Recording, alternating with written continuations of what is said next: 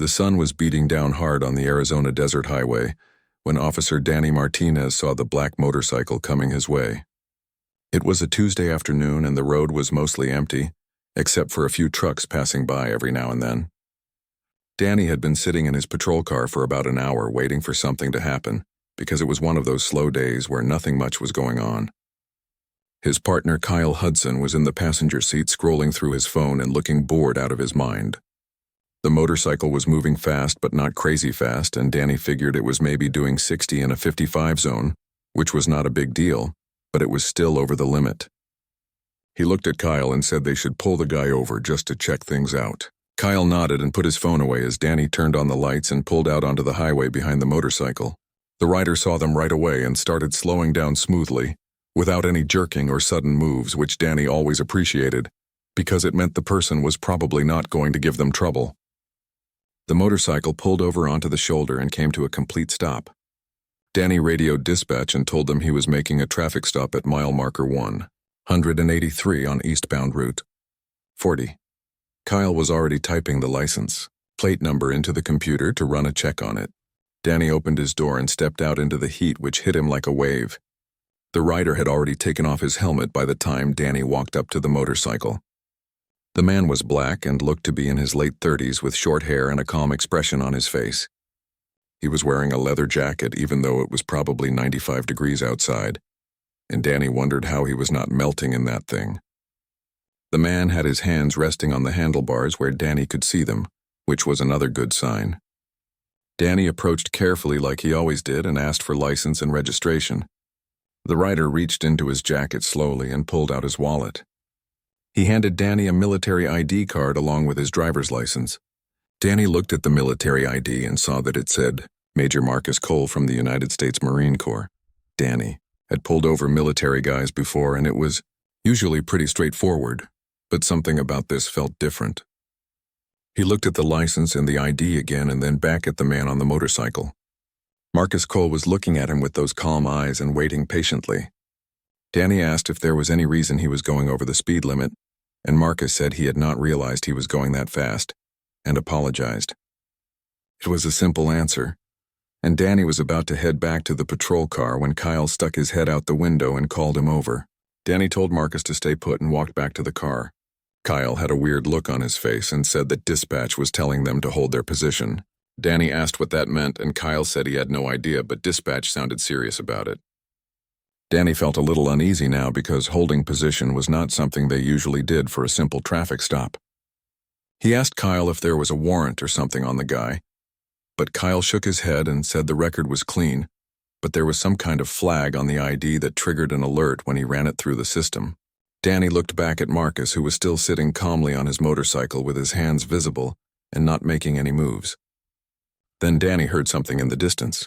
It was a low rumbling sound that was getting louder by the second. He turned around and looked down the highway behind them and saw something that made his jaw drop. There were vehicles coming over the hill, and not just one or two, but dozens of them. They were military Humvees painted in desert camouflage, and they were moving fast. Danny counted at least 20 of them, and there were more coming behind those. Kyle got out of the patrol car and stood next to Danny, and both of them just stared as the convoy approached. The Humvees started pulling over on both sides of the highway, creating a perimeter around their position. Soldiers jumped out of the vehicles and took up defensive positions with their weapons ready. Danny felt his heart racing because he had no idea what was happening. A female officer stepped out of the lead Humvee and started walking toward them. She was wearing Marine Corps uniform with Colonel insignia on her collar, and she had the kind of walk that said she was used to being in charge. Danny and Kyle both straightened up as she approached. She stopped in front of them and said her name was Colonel Lisa Grant, and that she was the commanding officer of the Special Operations Training Command at Fort Huachuca. Danny tried to say something, but his mouth was dry. Colonel Grant looked at him and then at Kyle, and then said that the man they had pulled over was one of her officers, and he was in the middle of a classified training exercise. Danny finally found his voice and said he had just pulled the guy over for speeding. The colonel nodded and said she understood, but explained that Major Cole was transporting sensitive equipment and his location was being tracked in real time by her command. When Kyle ran his plates through the system, it triggered an automatic security alert, which was why they were all here now. Danny looked around at all the Humvees and soldiers and felt like he had stepped into a movie or something. Kyle was standing next to him with his mouth half open and his eyes wide. Marcus Cole was still on his motorcycle watching the whole thing with that same calm expression. Like this kind of thing happened to him all the time. Colonel Grant walked over to where Marcus was sitting on his motorcycle and said something to him that Danny could not hear. Marcus nodded and stayed where he was. The colonel came back to Danny and Kyle, and her expression had softened a little bit. She said she knew this must be confusing for them, but she needed them to understand that this was not a normal situation. Danny asked what kind of equipment Marcus was transporting that would need this kind of response. The colonel pulled out a tablet from her uniform and tapped on it a few times. She turned it around to show Danny and Kyle what looked like technical drawings of a motorcycle. But it was unlike any motorcycle Danny had ever seen before. The thing had components inside it that looked like they came from a science fiction movie. There were power sources and communication arrays and things Danny could not even begin to understand. Colonel Grant explained that Major Cole was field testing next-generation reconnaissance technology. The motorcycle he was riding contained experimental equipment that was worth approximately $40 million. Danny felt his legs go weak when he heard that number, $40 million. He had just pulled over a guy on a $40 million motorcycle. Kyle made a choking sound next to him. The colonel continued talking and said that the motorcycle represented 5 years of development and testing. When Marcus stopped unexpectedly on the highway, and his ID was run through their system, it triggered automatic security protocols. That was why the entire convoy had shown up. Danny looked at Marcus again and saw him in a completely different light now. This was not just some random Marine riding a motorcycle. This was someone important doing something important. Colonel Grant must have seen the look on Danny's face because she smiled slightly and said that Marcus was one of 12 operatives selected for this program. She said that 3 months ago he had single-handedly extracted a downed pilot from behind enemy lines in a mission she could not fully discuss. 2 weeks before that, he had provided reconnaissance that prevented a terrorist attack on a civilian target. The technology he was testing right now would save American lives. Danny felt like he needed to sit down. Kyle was already leaning against the patrol car looking pale. A younger officer walked up and saluted Colonel Grant. He introduced himself as Captain Stephen Walsh and said the perimeter was secure. The colonel thanked him and then gestured for everyone to move into the shade of one of the Humvees, because the sun was really brutal now. Danny and Kyle followed her and sat down on the bumper of the vehicle while she stood in front of them. Captain Walsh pulled out his own tablet and showed them a map with markers all over it. He explained that they had operatives testing this technology in various environments, including desert and urban, and mountain and coastal areas. Major Cole had drawn the desert run from Phoenix to Albuquerque and back, which was 3,000 miles of highway and back roads and rough terrain. Danny asked why they were just driving it around on public highways where anyone could see it. Marcus had walked over to join them, and he answered that question himself. He said the best way to test equipment was in real-world conditions with real traffic and real weather. You could not simulate everything in a lab or on a test track. They needed to know how the equipment performed when a random animal ran across the road, or when there was a dust storm, or when a police officer pulled them over for speeding. Danny realized that his traffic stop had just become part of their test data. Colonel Grant nodded and said that was exactly right. She explained that the motorcycle had sensors that could detect chemical weapons from 3 miles away. It had encrypted communications that could not be jammed by any known technology. It had a power plant that ran on hydrogen fuel cells and could go 800 miles without refueling, and it had defensive capabilities she was not authorized to discuss. Danny tried to wrap his head around all of this. He had started his day thinking it would be boring and routine, and now he was learning about secret military technology worth $40 million. A female sergeant walked up with a scanner and started checking the motorcycle systems. She said her name was Amy Chen, and she was one of the technical specialists assigned to the program. She ran the scanner over different parts of the motorcycle while Marcus watched. After a few minutes, she reported that all systems were showing green across the board, and there was no compromise to any of the packages. Marcus thanked her and she went back to one of the Humvees. Colonel Grant turned to Danny and Kyle and said she needed them to understand something crucial. What happened here today was going to happen again, not necessarily with Major Cole, but with people like him, operators and veterans and people serving their country in ways they could not talk about. Some of them would be white and some would be black or Hispanic or Asian. Some would be men and some would be women. They were going to be driving vehicles that looked unusual and carrying equipment that seemed strange, and when officers ran their names through the system, alarms would go off. Danny asked what they should do differently next time. Marcus spoke up before the colonel could answer. He said they should do nothing differently. They had been professional and careful, and they had not escalated the situation. That was all anyone could ask. Danny felt a bit of relief hearing that. He had been worried that he had done something wrong. Colonel Grant agreed with Marcus and said that profiling was wrong, but so was ignoring potential threats or violations. Danny and Kyle had found a middle ground today. They had been respectful and followed protocol, and when the situation changed, they adapted. That was good police work. Captain Walsh handed each of them a card with a phone number on it. He said if they ever ran into a situation like this again with a flagged military ID and unusual responses from dispatch, this number would connect them directly to military liaison officers. Colonel Grant asked Danny and Kyle if they wanted to know more about Major Cole. Both officers nodded because they were curious now. The colonel said that Marcus had grown up in Detroit, where his father worked in a factory and his mother was a nurse. He joined the Marines right out of high school when he was 18 years old. He had no college degree and no connections and no special advantages. Just raw determination and a desire to serve his country. Marcus looked uncomfortable as the colonel talked about him, but she kept going anyway. She said he completed reconnaissance training at the top of his class and then went on to force recon. After that, he was selected for special operations that she still could not name even now. He had served in 7 combat zones across 4 continents. He had a Bronze Star and 2 Purple Hearts and a Navy Cross. Kyle almost fell off the bumper when he heard about the Navy Cross. That was the second highest military decoration for valor that someone could receive. Danny knew that much from watching documentaries about the military. Colonel Grant said Marcus had earned it for actions in Syria. His team had been ambushed by enemy forces and he held them off for 6 hours while coordinating air support and evacuating wounded teammates. He was shot twice during the fight and kept going anyway. Danny looked at Marcus with new eyes now. This man sitting here in front of them had done things that most people could not even imagine. He had saved lives and risked his own life and earned medals that very few people ever received.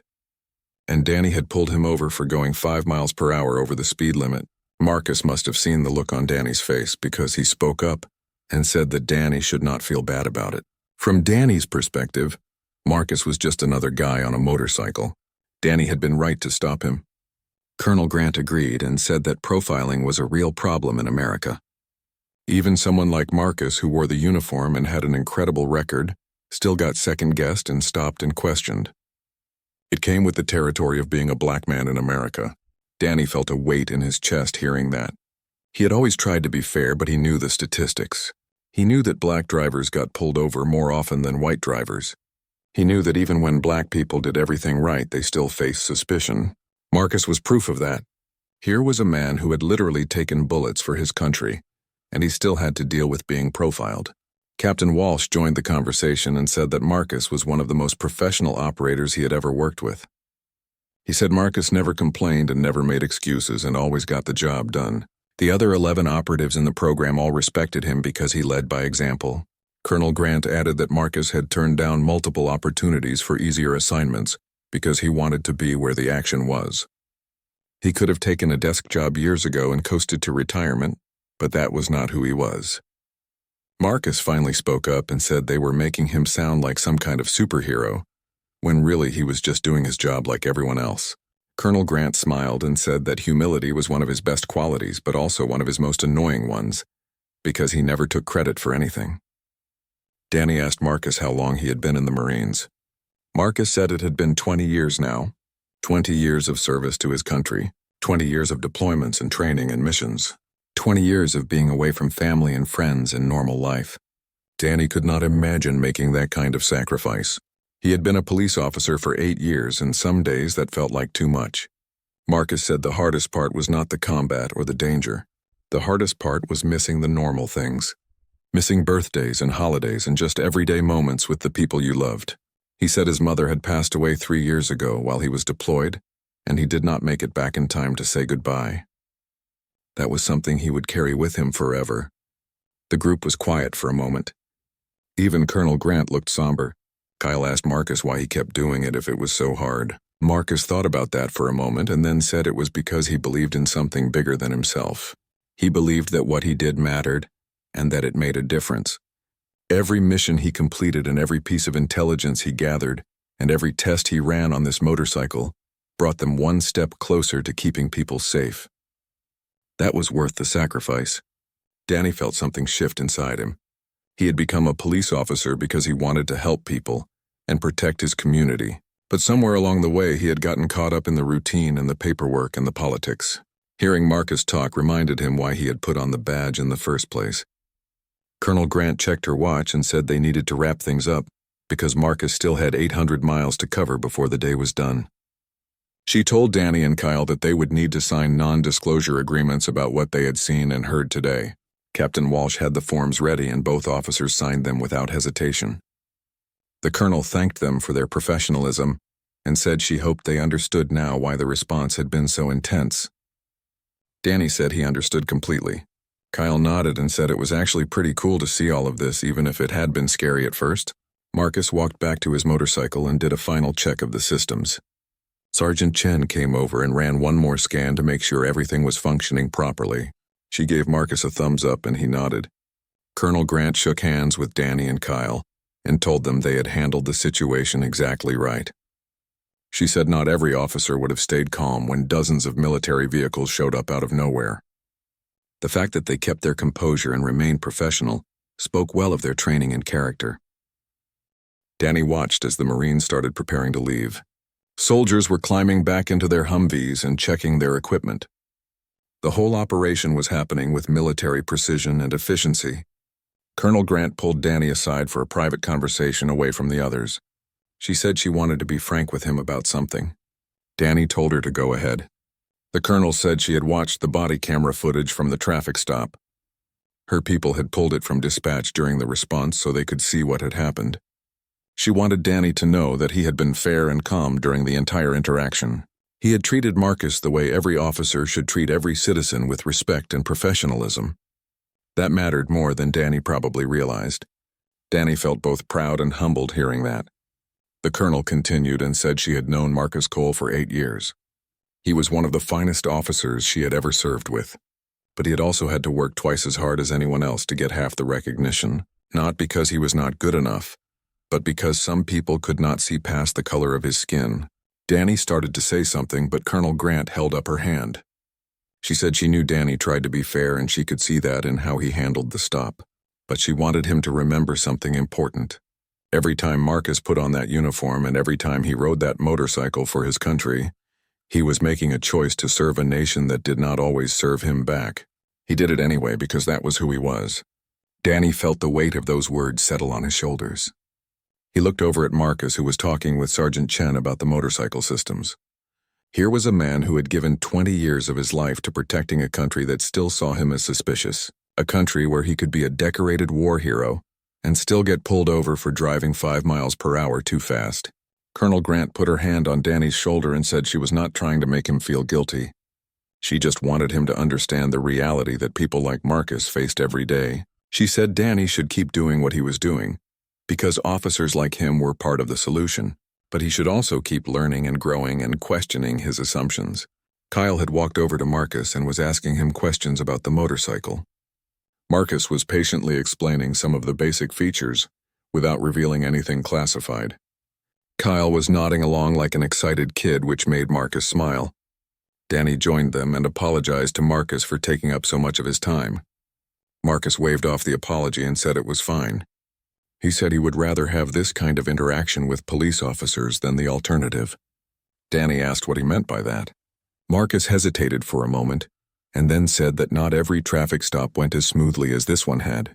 He had been pulled over more times than he could count, and most of those stops had been fine, but some had been tense. There had been times when officers approached him with their hands on their weapons. Times when he was asked to step out of his vehicle for no reason. Times when he was searched even though he had done nothing wrong. And those were the times when he was not in uniform, when he was just a black man driving a car. Danny felt sick hearing that. He wanted to say that could not happen, but he knew it did. He had seen other officers do exactly what Marcus was describing. He had never said anything about it because he did not want to cause problems. But maybe that silence was part of the problem. Marcus must have seen the look on Danny's face because he said it was okay. He said he did not tell Danny these things to make him feel bad.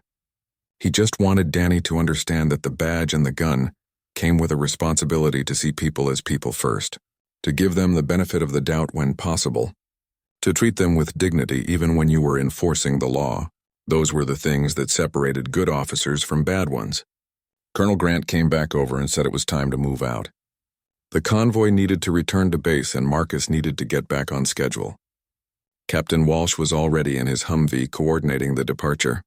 Sergeant Chen finished her checks and gave Marcus the final okay. Marcus put on his helmet and started the motorcycle. The engine came to life with a sound that was different from normal motorcycles. It was quieter and smoother.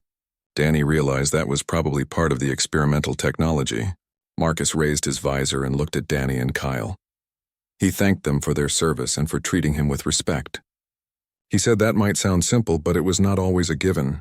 Danny wanted to say something meaningful, but all that came out was thank you. Thank you for your service, and thank you for being patient with us, and thank you for the lesson. Marcus nodded and lowered his visor. The motorcycle pulled back onto the highway and accelerated smoothly. Within seconds, he was just a dot in the distance, getting smaller. The Humvees started pulling out one by one, following the same route. Colonel Grant was in the lead vehicle, and she gave Danny and Kyle a final salute before her driver pulled away. Captain Walsh was in the second vehicle, and he waved as they passed. Sergeant Chen was in the third vehicle, and she smiled at them. Within 5 minutes, the entire convoy was gone. It was like it had never happened except for the tire tracks on the shoulder and the dust still settling on the side of the road. Danny and Kyle stood there in silence for a long moment. The highway was empty again. The sun was still beating down. Everything looked normal. Kyle finally spoke and asked if that had really just happened. Danny laughed and said he thought so, but he was not entirely sure. They got back in their patrol car and just sat there for a while. Kyle asked how they were supposed to write this up in their report. Danny said he had no idea. He figured they would just stick to the facts and leave out most of the classified stuff. They had pulled over a speeding motorcyclist who turned out to be military. A response team arrived and confirmed his identity and mission. The motorist was released without citation. Simple and clean. Kyle said that sounded good to him. They pulled back onto the highway and headed toward town. The rest of the shift was quiet. Danny kept thinking about Marcus and the conversation they had. He thought about the $40 million motorcycle and the classified missions and the medals for valor. But mostly he thought about the part where Marcus said he was just doing his job. That humility was something Danny wanted to remember. When Danny and Kyle got back to the station, they found Sergeant Linda Hayes waiting for them at the front desk. She had her arms crossed and the expression on her face was hard to read. She told them to come to her office right away. They followed her down the hallway and into her small, cramped office that smelled like coffee and old paper. Linda closed the door behind them and gestured for them to sit down. She pulled up something on her computer and turned the screen so they could see it. It was the dispatch log from their traffic stop showing all the communications and alerts that had gone out. Linda looked at them and said she wanted to hear the story from their perspective, because what she was seeing in the system looked completely crazy. Danny took a deep breath and started explaining what had happened. He told her about pulling over the motorcycle and running the plates and then having dispatch tell them to hold position. He told her about the convoy of Humvees showing up and Colonel Grant explaining about the classified mission. He told her about the $40 million motorcycle and the experimental technology and Major Cole's background. Kyle jumped in with details Danny forgot, like the part about the Navy Cross and the chemical weapon sensors. Linda listened to the whole story without interrupting. When they finished, she leaned back in her chair and was quiet for a moment. Then she said they had stumbled into something way above their pay grade. She asked if they had signed non-disclosure agreements, and Danny said yes. Linda nodded and said that was good because this kind of thing could not get out to the media or the public. She asked if Colonel Grant had been upset with them. Danny said no, and that the colonel had actually complimented them on how they handled the situation. Kyle added that Major Cole himself had thanked them for being professional. Linda seemed to relax a little bit hearing that. She said she had been worried when she saw all the alerts coming through dispatch. She thought maybe they had stumbled into some kind of terrorist situation or drug operation. Finding out it was a classified military test was actually a relief compared to what she had been imagining. She pulled out 2 forms from her desk drawer and said she was putting them both in for commendations. Danny was surprised and asked why. Linda said they had done exactly what they were trained to do. They made a routine traffic stop, and when it turned into something unusual, they stayed calm and professional. They did not panic and they did not escalate, and they treated everyone with respect. That was textbook police work. Kyle looked pleased, but Danny still felt strange about the whole thing. He said they had just been doing their job. Linda smiled and said that was exactly the point. Too many officers forgot that the job was about serving and protecting. It was about treating people with dignity, even when you were enforcing the law. Danny and Kyle had done that today, and Linda wanted to recognize it officially. She told them to go write up their reports and to keep them simple and factual. She said she would handle any questions from the brass if they came asking. Danny and Kyle left her office and went to their desks. The station was busier now with the evening shift coming on. A few other officers asked them what had happened because word had spread that something big went down on the highway. Danny kept his answers vague and said it was just a routine stop that turned out to be more complicated than expected. He did not mention the classified mission or the experimental technology. Kyle was better at deflecting questions and just said it was a military thing that got sorted out. They spent the next hour writing their reports and trying to make everything sound as normal as possible. Danny kept thinking about Marcus Cole riding that motorcycle across the desert with $40 million of equipment. He wondered where Marcus was now, and if he was still being tested or if he had stopped somewhere for the night. He wondered what it was like to carry that kind of responsibility, knowing that foreign governments would love to get their hands on what you were transporting. Danny finished his report and submitted it to Linda for review. Kyle did the same. Linda read through both reports and approved them with minor edits.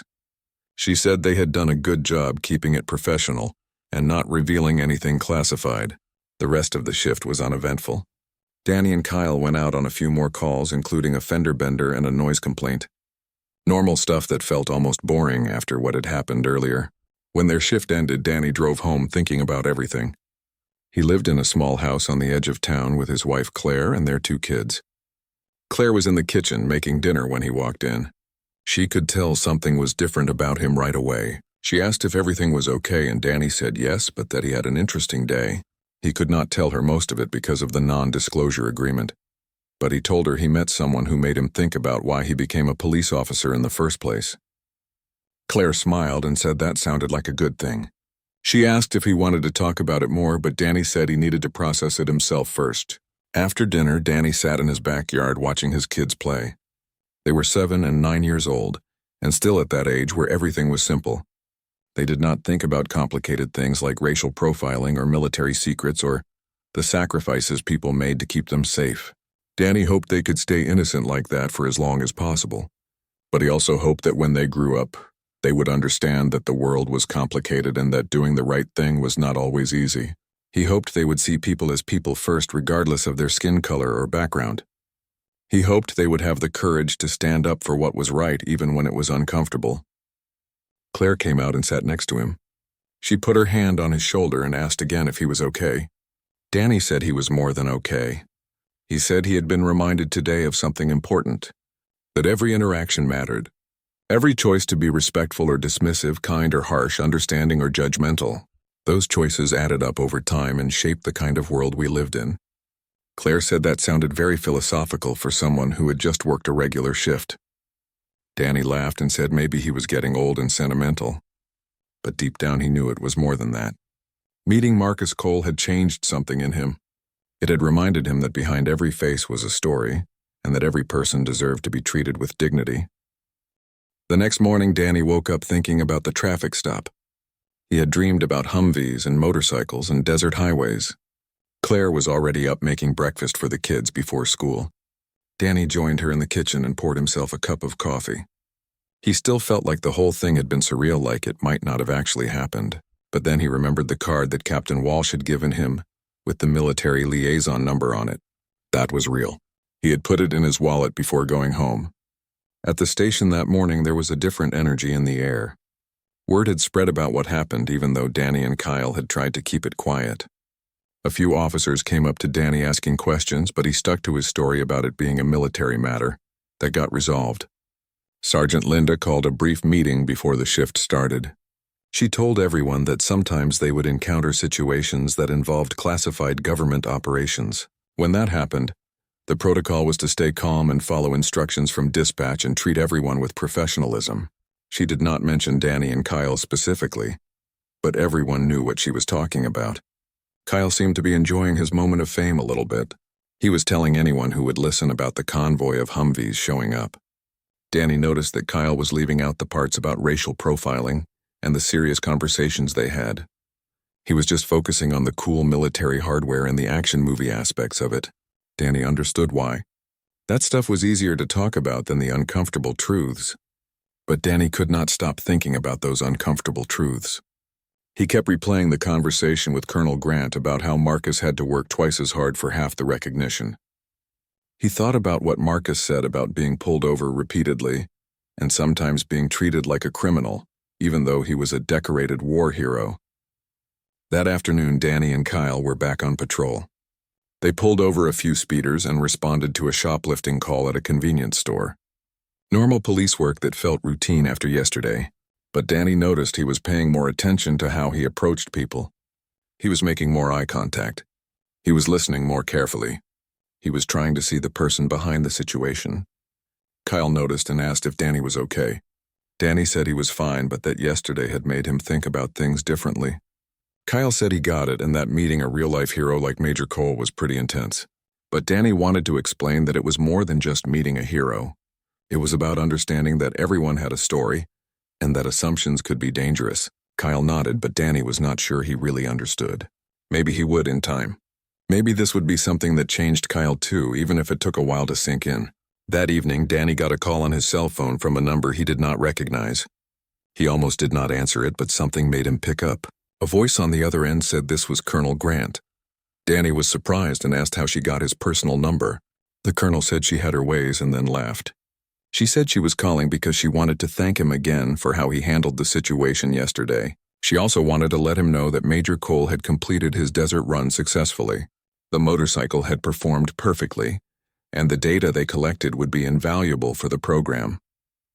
Danny said he was glad to hear that. Colonel Grant said there was something else.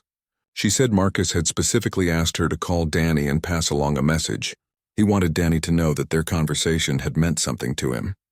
That it was rare to have honest dialogue between law enforcement and military, and especially rare when it touched on difficult subjects like race. Marcus hoped that Danny would take what they talked about and use it to make a difference in his community. Danny felt a lump in his throat.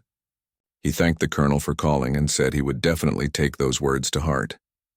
After he hung up, Claire asked who it was. Danny told her it was related to the thing that happened yesterday. He said he still could not give her details, but that he had been reminded again of why his job mattered. Claire hugged him and said she was proud of him, even if she did not know exactly what had happened. Over the next few weeks, Danny noticed changes in how he approached his work. He was more patient with people during traffic stops. He was more willing to give warnings instead of tickets when appropriate. He was more conscious of his own biases and assumptions. He started speaking up in briefings when he saw other officers making generalizations about certain neighborhoods or groups of people. It was uncomfortable at first. Some officers looked at him like he had grown a second head. But Sergeant Linda backed him up, and that made it easier. Kyle started changing too. It was subtle at first, but Danny noticed that Kyle was asking more questions during stops. He was taking more time to understand situations before jumping to conclusions. One day they pulled over a car with a broken taillight. The driver was a young black man who looked nervous. In the past, Kyle might have been more aggressive, but this time he was calm and explained clearly why they had stopped him. The driver relaxed and they had a normal interaction. Kyle gave him a warning and told him to get the light fixed soon. After they got back in the patrol car, Kyle said that went better than he expected. Danny asked what he meant. Kyle said he used to assume that nervous meant guilty, but now he realized nervous might just mean nervous. Maybe the guy was nervous because he had been pulled over before and it had not gone well. Maybe he was nervous because he had heard stories about police interactions going wrong. Maybe he was just nervous because that is how normal people react when they see flashing lights behind them. Danny smiled and said that was good thinking. A month after the traffic stop, Danny got an envelope in the mail at the station. It had a military return address but no name. Inside was a photograph of Major Marcus Cole, standing next to his motorcycle somewhere in the desert. On the back was a handwritten note. It said thanks for being one of the good ones, and it was signed simply with the letter M. Danny put the photo in his locker, where he would see it every day. He did not show it to anyone else because it felt personal, but every time he looked at it, he remembered the conversation on the highway and the lessons he had learned. 3 months had passed since the highway incident, and Danny found himself thinking about it less frequently, but its impact remained. He had become something of an unofficial mentor to newer officers at the station. Sergeant Linda had noticed the change in him and started pairing him with rookies who needed guidance. One of those rookies was a young woman named Beth Cooper, who had just graduated from the academy. She was eager and idealistic and reminded Danny of himself when he first started. One afternoon, Danny and Beth responded to a call about a suspicious person in a parking lot. When they arrived, they found a man sitting in his car with the engine running. The man was black and in his 20s, wearing a hoodie. Beth approached the car with her hand near her weapon. Danny could see her tension from across the parking lot. He called her back and suggested they approach together. Danny took the lead and knocked on the window. The man rolled it down and looked scared. Danny asked if everything was okay. The man said he was just waiting for his girlfriend who worked in the store. Danny asked for his ID and the man handed it over along with his phone, which showed text messages from someone saying they would be out in 5 minutes. Danny thanked him and handed everything back. He told the man to have a good day and walked back to the patrol car with Beth. Beth asked why Danny had not searched the car or questioned him more. Danny explained that the man had given them a reasonable explanation, and there was no evidence of criminal activity. Being black and sitting in a car was not a crime. Beth looked thoughtful and said she guessed she had assumed something was wrong because of how the call came in. Danny said that was natural, but they had to be careful not to let assumptions guide their actions. They had to look at the actual facts of each situation. Back at the station, Danny asked Beth if she had ever heard of unconscious bias. Beth said they had covered it briefly in the academy, but not in depth. Danny spent some time talking with her about his experience with Major Cole. He could not give her the classified details, but he told her about meeting someone who made him realize how his own assumptions could affect his interactions with people. Beth listened carefully and said this was the kind of thing she wanted to learn. She said the academy had taught her tactics and procedures, but not as much about the human side of police work. Danny said that was something you learned on the job, and the key was to stay open to those lessons. That evening, Danny got a call from Kyle, who had the day off. Kyle said he needed to talk to Danny about something important. They agreed to meet at a coffee shop near the station. When Danny arrived, Kyle was already there looking serious. Danny sat down and asked what was going on. Kyle said he had been doing some thinking about the traffic stop with Major Cole. He said at first he thought it was just a cool story about military technology and heroes, but lately he had been thinking more about the other parts of that conversation. The parts about racial profiling and having to work twice as hard and being seen as suspicious no matter what you accomplished. Kyle said he had started noticing things at work that made him uncomfortable. He had heard other officers make comments about certain neighborhoods being full of criminals. He had seen officers treat black drivers differently than white drivers during traffic stops. He had watched as officers assumed guilt based on appearance rather than evidence. Kyle said he used to think those things were just part of the job, but now they bothered him. Danny asked what had changed. Kyle said meeting Marcus Cole had changed everything. Here was someone who had literally taken bullets for his country and earned the Navy Cross, and he still got treated like a potential criminal. If that could happen to someone like Marcus, then what chance did regular people have? Kyle said he wanted to do better, but he did not know how to start. Danny told him he was already starting by recognizing the problem and being willing to talk about it. He said the next step was to speak up when he saw other officers doing things that were not right. That was the hard part because it meant going against the culture and potentially making enemies. Kyle said he was willing to do it, but he was nervous about the consequences. Danny said he understood, but reminded Kyle that they took an oath to serve and protect all citizens, not just the ones who looked like them or came from the same backgrounds. That oath meant something, and living up to it sometimes required courage. Kyle nodded and said he was glad he had talked to Danny about this. He said having someone to discuss these things with made it less overwhelming. Danny suggested they talk to Sergeant Linda about maybe starting some kind of informal discussion group at the station where officers could talk about these issues openly. Kyle thought that was a good idea. The next day, Danny and Kyle met with Linda and proposed the discussion group. Linda was immediately supportive. She said she had been thinking about implementing something like this for a while, but had not been sure how to approach it. She said the traffic stop with Major Cole had been a catalyst for change at the station, even though most officers did not know the full story. She had noticed that Danny and Kyle were approaching their work differently, and that was affecting others around them. Linda said she would organize a voluntary meeting once a month where officers could discuss difficult topics in a safe environment. She would bring in guest speakers sometimes, including people from the community who could share their perspectives. The goal was not to make anyone feel attacked, but to create understanding and improve how they served the public. The first meeting was scheduled for the following week. Linda sent out an email to the entire department explaining the purpose and inviting everyone to attend. Danny was nervous about how people would react. Some officers were resistant to anything that felt like criticism or political correctness. But when the day came about, half the department showed up, including some of the veterans who had been on the force for decades. Linda started the meeting by explaining that this was a safe space for honest conversation. She said everyone there had chosen to be a police officer because they wanted to help people and protect their community. But sometimes good intentions were not enough. Sometimes they needed to examine their own biases and assumptions to make sure they were serving everyone equally. She asked people to share experiences where they had learned something about themselves or had their perspective changed. Danny was surprised when one of the older officers named Gary Butler raised his hand. Gary had been on the force for 30 years and was known for being old school and set in his ways. Gary said he had been thinking a lot lately about a traffic stop he made 15 years ago. Gary told the group about a time he pulled over a car full of teenagers. They were black kids and he had assumed they were up to no good. He searched their car and found nothing illegal. But he had treated them roughly and spoke to them disrespectfully because of his assumptions. Years later, one of those teenagers had become a teacher, and Gary had run into him at a community event. The man remembered Gary and told him how that traffic stop had affected his view of police for years afterward. He said he had felt humiliated and angry, and it took a long time for him to trust law enforcement again. Gary said that conversation had haunted him ever since. He realized that his actions that day had damaged not just his relationship with those kids, but their relationship with all police officers. He had contributed to a cycle of mistrust that made everyone's job harder. Gary said he wished he could go back and handle that stop differently, but he could not. All he could do was try to be better going forward. The room was quiet after Gary finished speaking. Then another officer shared a story, and then another. People talked about times they had made assumptions based on race or appearance.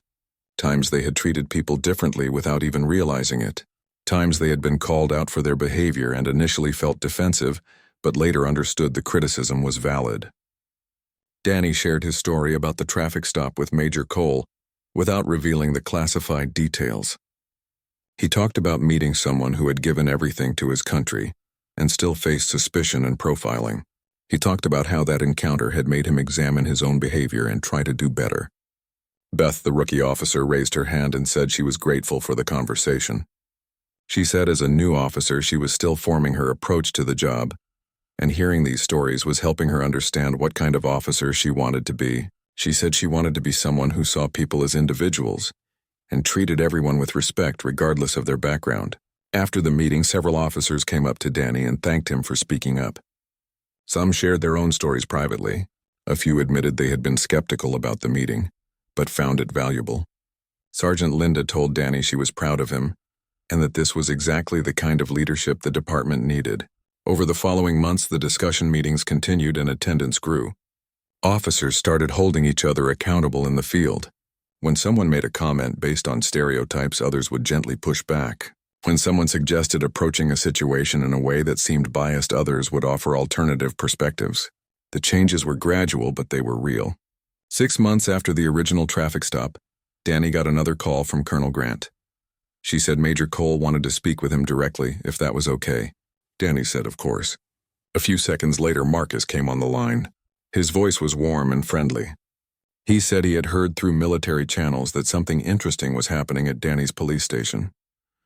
Apparently, one of the local community leaders had noticed a difference in how officers were interacting with residents and had reached out to the base to share positive feedback. Marcus said he had a feeling Danny might have something to do with that. Danny felt embarrassed and said he was just trying to apply the lessons he learned from their conversation. Marcus said that was exactly the point.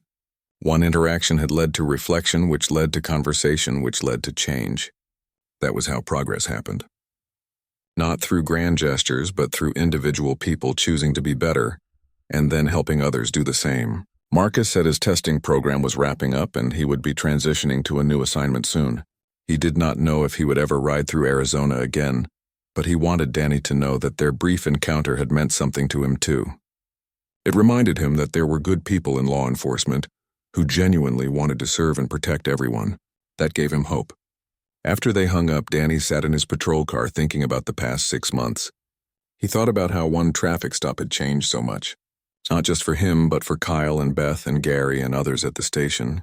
He thought about how Marcus Cole was out there somewhere continuing to serve his country in ways most people would never know about.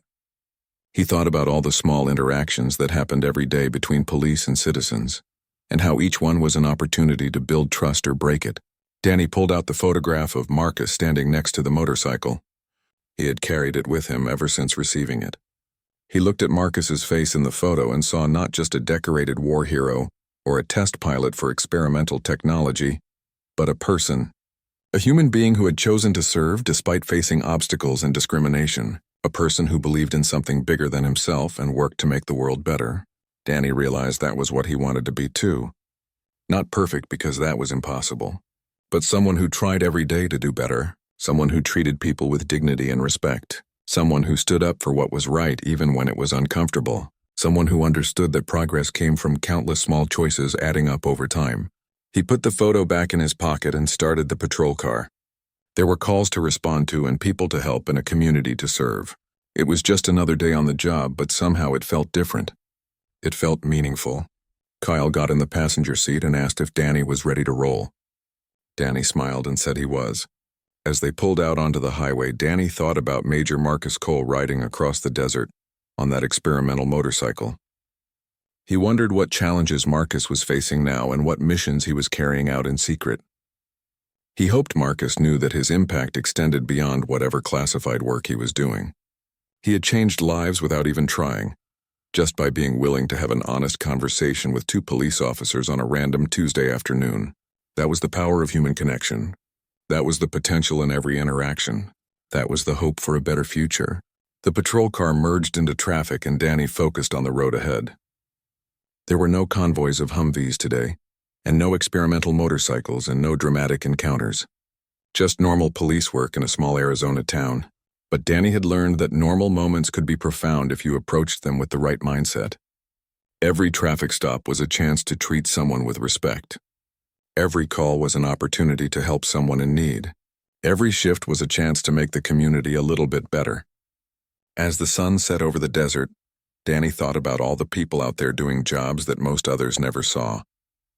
The soldiers and Marines running classified missions, the pilots flying reconnaissance, the intelligence officers analyzing threats, the operators testing experimental technology on lonely highways. They all made sacrifices that most people would never know about, and they did it anyway because they believed it mattered. Danny wanted to honor those sacrifices by being the best officer he could be, by serving his community with integrity and fairness, by treating every person he encountered as someone worthy of respect, by standing up for justice even when it was hard, by being part of the solution instead of part of the problem. The radio crackled with a new call and Kyle reached for the handset. Danny turned the car around and headed toward the address. Another call, and another opportunity and another chance to make a difference. That was the job and Danny was grateful for it. Somewhere out there, Marcus Cole was doing his job too, whatever and wherever that might be. 2 different uniforms and 2 different missions, but the same fundamental purpose. Serve and protect. Make things better. See the humanity in everyone. Those were the lessons from a random traffic stop on a desert highway. Those were the truths that would guide Danny for the rest of his career. And maybe if enough people learned those same lessons, the world would become a little bit more just and a little bit more fair, and a little bit more understanding, one interaction at a time, one conversation at a time, one choice at a time. That was how change happened. That was the legacy of a chance encounter between a police officer and a Marine major on a hot afternoon in Arizona. The patrol car disappeared into the evening traffic and life went on, but something had shifted. Something important and lasting. Something that would ripple outward in ways no one could fully predict or measure, and that was enough.